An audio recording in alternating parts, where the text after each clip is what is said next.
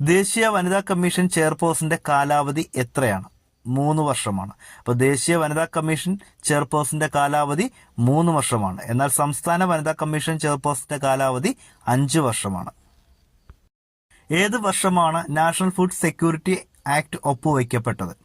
2013 September 12-നാണ് National Food Security Act ഒപ്പുവയ്ക്കപ്പെട്ടത്. National Green Tribunal സ്ഥാപിതമായ വർഷം ഏത്? 2010. അപ്പോൾ നാഷണൽ ഗ്രീൻ ട്രിബ്യൂണൽ സ്ഥാപിതമായ വർഷം 2010. നാഷണൽ ഫുഡ് സെക്യൂരിറ്റി ആക്ട് ഒപ്പുവയ്ക്കപ്പെട്ട തീയതി 2013 സെപ്റ്റംബർ 12.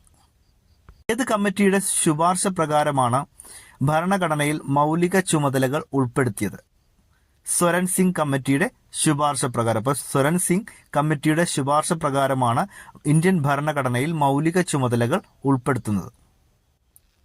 ഭരണഘടന